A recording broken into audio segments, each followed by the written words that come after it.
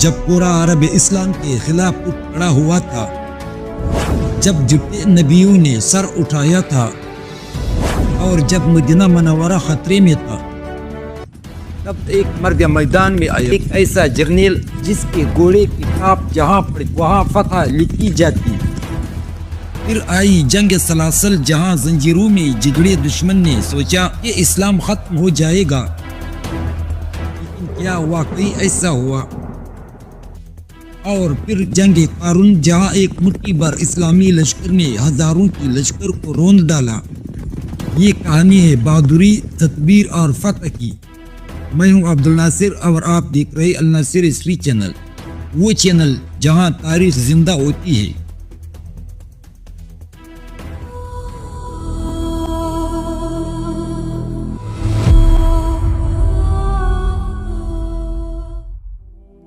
حضرت صلی اللہ علیہ وآلہ وسلم کی وفات کے بعد جو تمام ملک عرب میں بدامنی اور ہلچل پیدا ہوئی، تو ایک طرف ایرانیوں نے، دوسری طرف رومیوں نے ان خبروں کو بڑے اطمینان و مسرت کے ساتھ سنا۔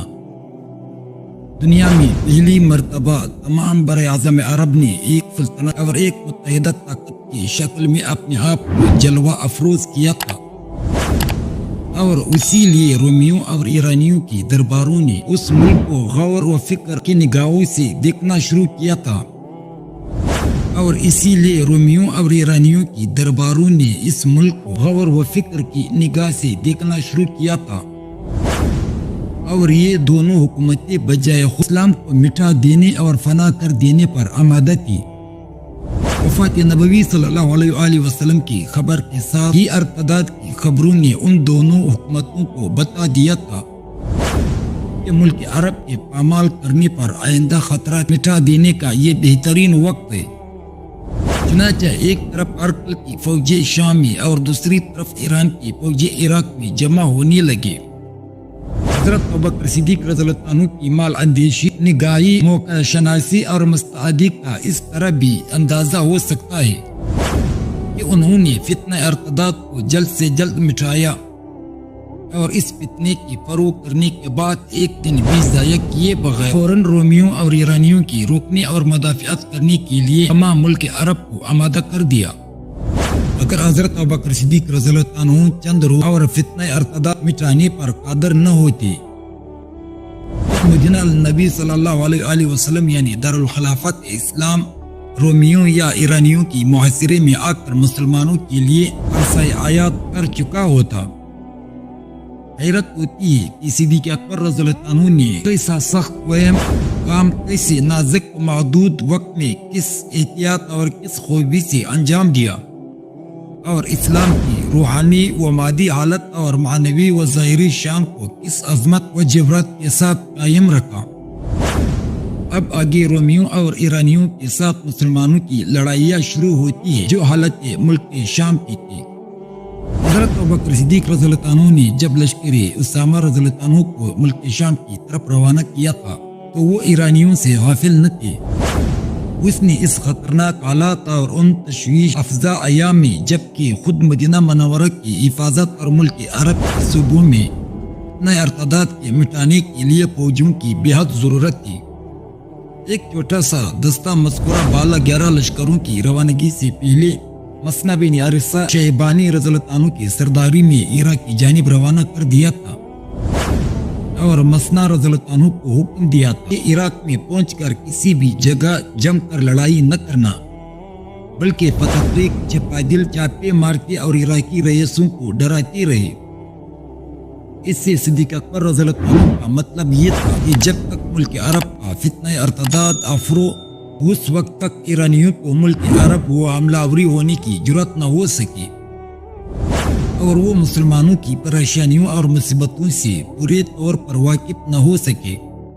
یہی مقصد صدیق اکبر رضی اللہ عنہ نے لشکر اسامہ کے ذریعے حاصل کرنا چاہا تھا کہ رومی لوگوں کو عرب کی جانب حملہ آوری ہونے کی یکایک جرات نہ ہو سکے۔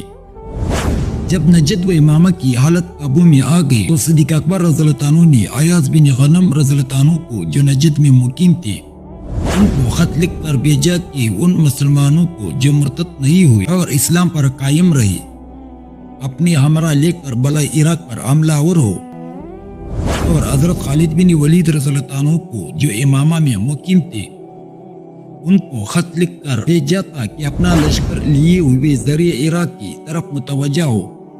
حکم صدیقی کے مواقف مقابلہ ابلم میں مسنا بن عرصہ رضی اللہ عنہ اور خالد بن ولید رضی اللہ عنہ دونوں لشکری آ کر مل گئے۔ حضرت خالد بن ولید رضی اللہ عنہ نے مقام ابلم میں تمام اسلامی لشکر کی موجودات لی تو کل 18,000 آدمی تھے۔ آپ کے سامنے عراق کا وہ ایرانی صوبہ تھا جس کا نام حزیر تھا اور دربار ایران سے اس صوبے کا گورنر ہرمز نامی ایک نہایت اور دلیر جنگجو سردار مقرر تھا۔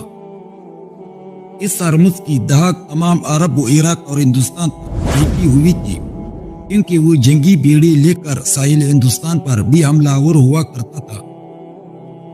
حضرت خالد بن ولید رضی اللہ عنہ نے ہرمز کے نام ایک خط لکھ کر بھیجا اور اسلام کی طرف دعوت دی۔ ہرمز نے اس خط کے پہنچتے ہی فوراً دربار ایران کو اطلاع دی اور خود فوجی جمع کر کے حضرت خالد بن ولید رضی اللہ عنہ کے مقابلے کے لیے آگے بڑھا۔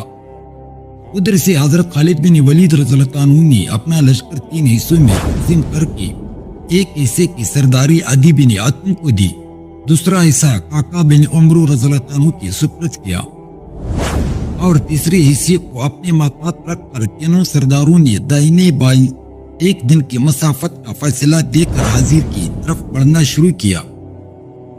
لشکر ایران کے قریب پہنچ کر تینوں اسلامی سردار مل گئے۔ ایرانیوں کی حکمت مقابل اسلامی لشکر خیمزن ہوا۔ اول حضرت خالد بن ولید رضی اللہ عنہ میدان میں نکل آئے اور ہرمز کو مقابلے کے لیے طلب کیا۔ ہرمز حضرت خالد بن ولید کی آواز سن کر میدان میں نکل آیا۔ دونوں سردار گھوڑے سے اتر کر پیادہ ہو گئے۔ اول حضرت خالد بن ولید رضی اللہ عنہ نے وار کیا۔ ہرمز نے فوراً پیچھے ہٹ کر اور پنتر بدل کر وار خالی دیا اور پھر نہایت پرتی سے حضرت خالد بن ولید رضی اللہ عنہ پر تلوار کا وار کیا۔ حضرت خالد بن ولید رضی اللہ عنہ نے فوراً بیٹھک کے ساتھ آگے سمٹ کر اس کی کلائی تام کر تلوار چھین لی۔ ہرمز تلوار چنواتے ہی حضرت خالد بن ولید رضی اللہ عنہ کو لپٹ گیا اور کشتی کی نوبت پہنچی۔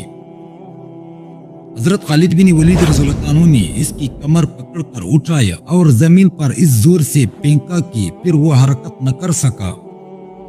اس کے سینے پر چڑھ بیٹھے اور اس کا سر کاٹ کر پھینک دیا۔ ایرانیوں کے ایک دستے نے اپنے سردار کو مغلوب دیکھ کر اس کی مدد کے لیے حملہ کیا۔ ادھر سے کاکا بن عمرو رضی اللہ عنہ نے آگے بڑھ کر ان کو روک لیا۔ پھر دونوں فوجی آگے بڑھے اور جنگ مغلوبہ شروع ہوئی۔ دونوں طرف سے زبردست حملے شروع تھے۔ تھوڑی ہی دیر میں ایرانی فوج میدان چھوڑ کر بھاگ نکلے، بہت سے مقتول ہوئے۔ ہرمز کے لباس واصلے پر حضرت خالد بن ولید رضی اللہ عنہ نے قبضہ کیا۔ ہرمز دربار ایران کا ایسا سردار تھا جو تاج سر پر رکھتا تھا۔ اس کے تاج کی قیمت جو حضرت خالد بن ولید رضی اللہ عنہ کے قبضے میں آیا 1,00,000 دینار تھی۔ اس لڑائیوں میں ایرانیوں کی ایک حصہ فوج نے اپنے پاؤں میں زنجیر باندھ لی تھی کہ عربوں کے مقابلے میں پیش میدان جنگ سے نہ بھاگ سکے، مگر پھر بھی ان لوگوں کو زنجیر توڑنا پڑا اور بھاگنا ہی پڑا۔ ان زنجیروں کی وجہ سے اس لڑائی کا نام جنگ ذات سلاسل مشہور ہوا۔ حضرت مسنا بن عرصہ رضی اللہ عنہ کو خالد بن ولید رضی اللہ عنہ نے ایرانیوں کے تعاقب میں روانہ کیا۔ انہوں نے آگے بڑھ کر حسن المراد کا محاصرہ کیا اور اس قلعے کو فتح کیا۔ وہاں کا حاکم مقتول ہوا۔